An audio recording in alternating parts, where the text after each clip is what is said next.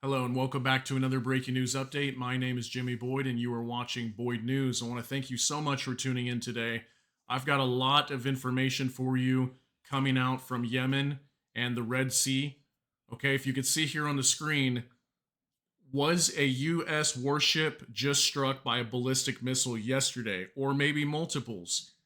We're about to find out right now. I've got a lot of information to cover here. So let's go ahead and get into this. I've got a press release here from CENTCOM that I want to show you. This was dated January 24th, just yesterday, 2024. Houthis attack commercial shipping vessel with anti-ship missiles. Okay, on January 24th at approximately 2 p.m. Sanaa time, Iranian-backed Houthi terrorists fired three anti-ship ballistic missiles from Houthi-controlled areas of Yemen toward the U.S. flagged, owned, and operated container ship MV Maersk Detroit, transiting the Gulf of Aden. One missile impacted in the sea. The two other missiles were successfully engaged and shot down by the USS Gravely. There were no reported injuries or damage to the ship. Okay? Now, before we continue, and I'm going to talk a little bit about this warship that was attacked, that supposedly attacked, okay? These are unconfirmed reports in terms of Western media, okay? So all like Western mainstream media, there's a media blackout on this. Nobody's talking about it. I was only able to find some small media companies that are primarily in the Middle East that are talking about the fact that the Houthis are claiming that they supposedly struck at least one warship, maybe several others, okay? So it's interesting because we've got this press release that came out from CENTCOM, and they're just claiming here, first of all, they're only claiming that one ship was involved, like a commercial vessel. And then they're only claiming here that there was only three missiles in total that were launched, okay? So I want you to remember that. What they're talking about here, because we're going to be continuing. I'm going to show you some other stuff here real quick. So let me get this up. I've also, before we get it back into this whole warship thing as well, I want to kind of divert your attention just for a moment, just for about 1 minute. And I want you to see how much the Houthis have impacted the Red Sea, okay? And how much commercial shipping has really affected Israel, okay? Israel has really lost a lot of money in terms of their economy, and their ports are being majorly affected by what the Houthis are doing here, okay? Israeli ships don't want to go through the Red Sea at all because they're afraid of being attacked. So Israel's taken a huge hit, and I want you all to see this real quick. So take a look at this, and then we'll go right back to the warship thing. The ongoing crisis in the Red Sea is having a profound impact on the southern Israeli port of Eilat, which has experienced around $3 billion in direct economic losses, as its key import and export business has been brought largely to a halt by Houthi attacks. The port is southern Israel's only outlet to the Red Sea and one of the country's most critical trade ports. All the cargo that come to Eilat through Bab el-Mandab from the Far East, it's mean China, Japan, Korea, India, is not coming because the ships are afraid to go through Bab el-Mandab.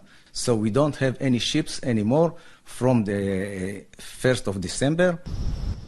The port mostly deals in the import of automobiles and the export of potassium fertilizer to the Asia-Pacific region. The crisis is also threatening Israel's two other international ports, with the transshipment scope of all the country's ports reduced by 70%. Okay, so if you missed any like vital information there, so basically what they're saying there that is Israel's just majorly taking a hit at their ports. Okay, they're losing enormous amounts of money here. Okay, and they've got no ships coming in from all these countries. They have ships coming from China, India, wherever it might be, right? And these ships don't want to go over here at all, just like I was stating. They do not want to go through the Red Sea and head towards Israel because they know they will be attacked by the Houthis. So look at how much the Houthis are damaging commercial shipping just to Israel alone. And this is not even talking about the rest of the world, okay? This is not even how it affects Europe.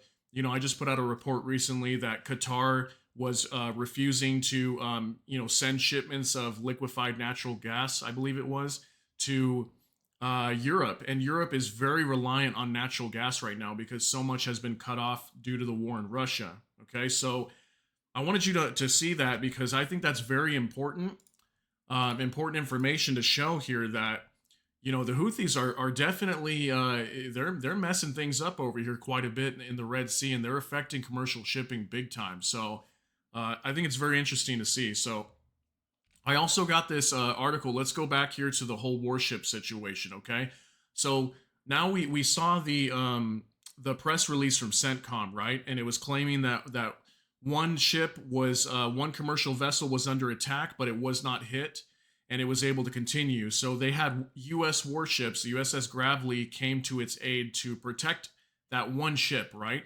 Well, now let's read this and see what this has to say.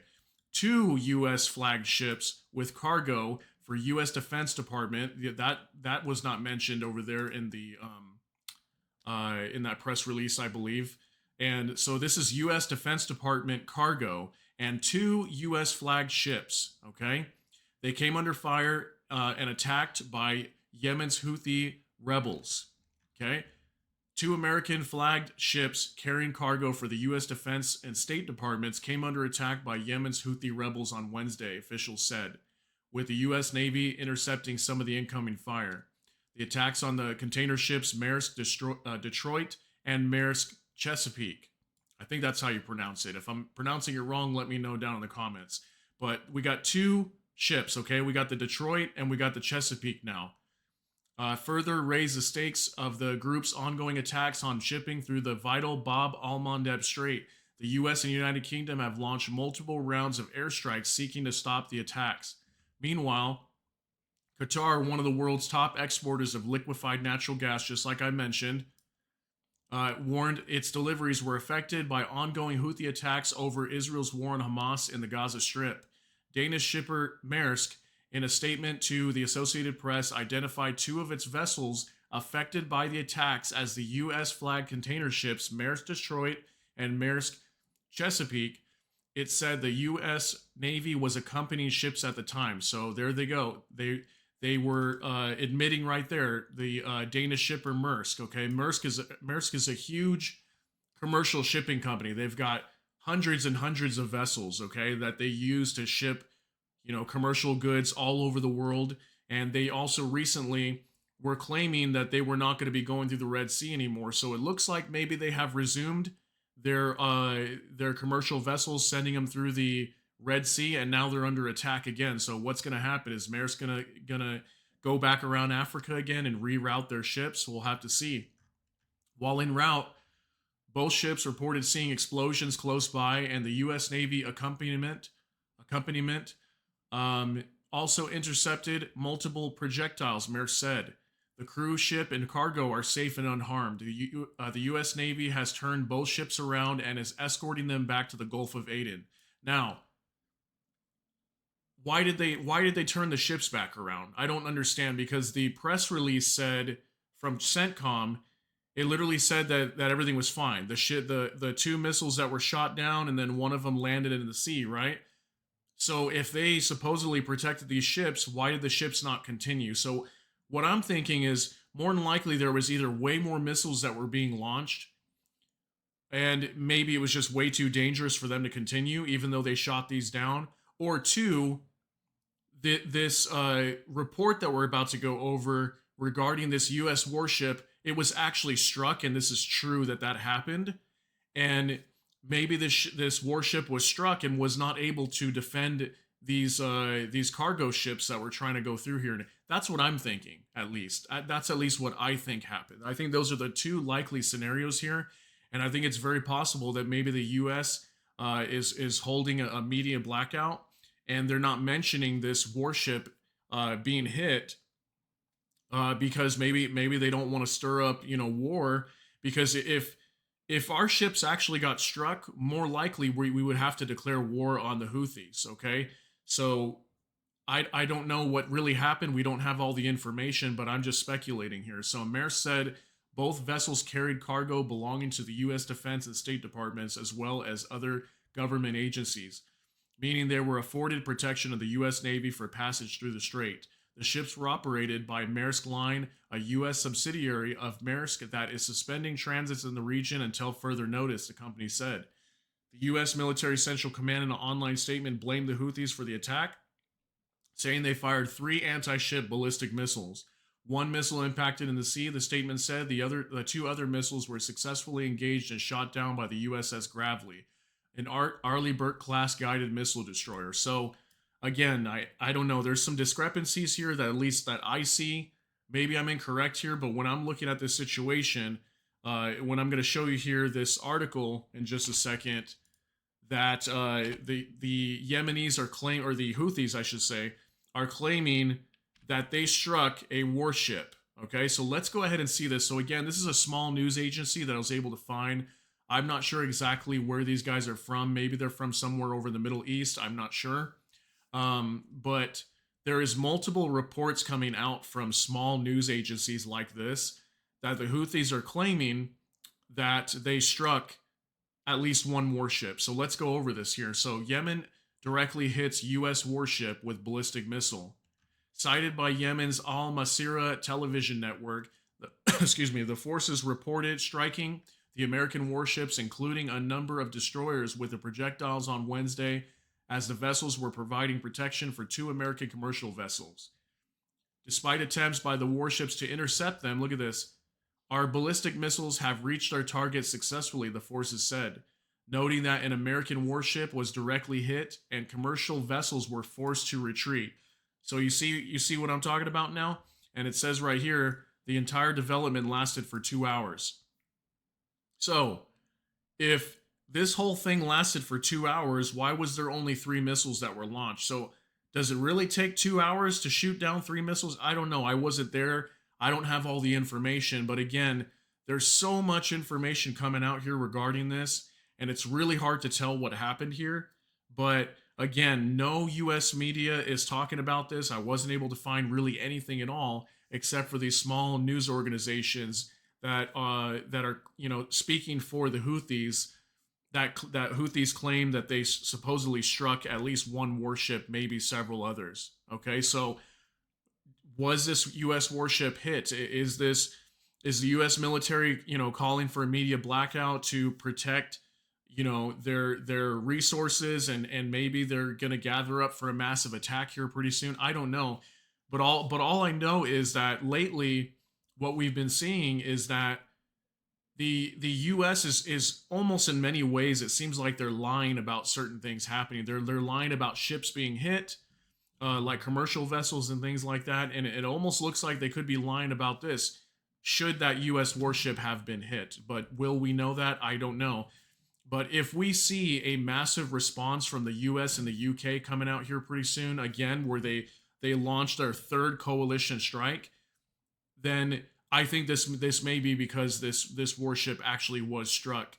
Because we had a report, I think it was just yesterday or the day before, that a U.S. military flagged cargo ship that was carrying, I think the same thing similar to these ships, like Defense Department supplies, or it could have had like weapons or something on there.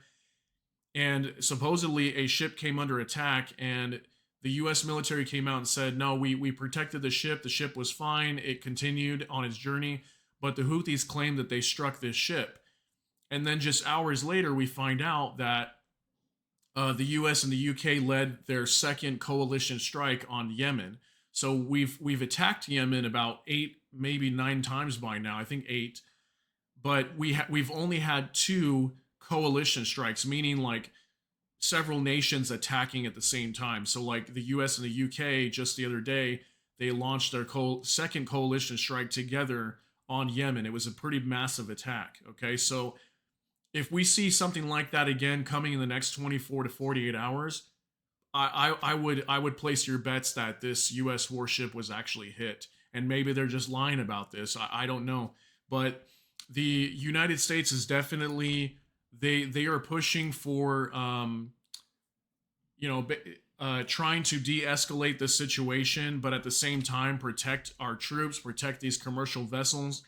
But I just don't know how much longer this thing can go on. I really don't, and here's why I don't think it can go on for much longer. Look at this now. Houthis demand the US, UK aid workers leave Yemen within 30 days following second coalition strike. Okay, so that second coalition strike, just like I said, so the US and UK together both struck Yemen just a day or two ago, right?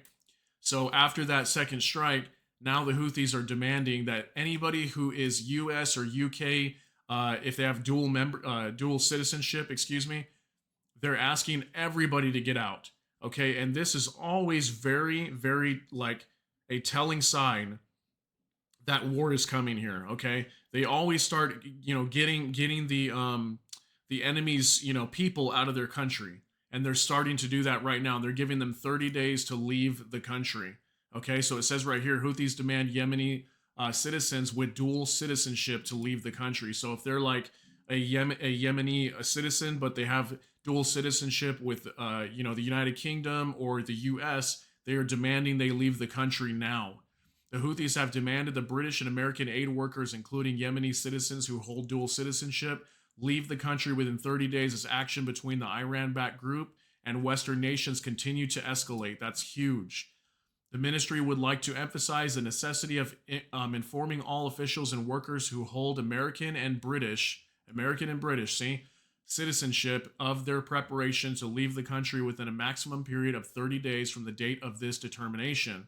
So they've got 30 days as of, I believe, just today. Let's see when this came out, yesterday. So I believe just as of yesterday, they're giving them approximately 30 days to get out. Okay. The ministry also calls upon the humanitarian organizations not to recruit any employees with dual nationalities from other countries mentioned above during this period. So I don't know exactly why that would be. I mean, I know obviously they don't want anybody with dual citizenship from the US or UK to live there or to be there.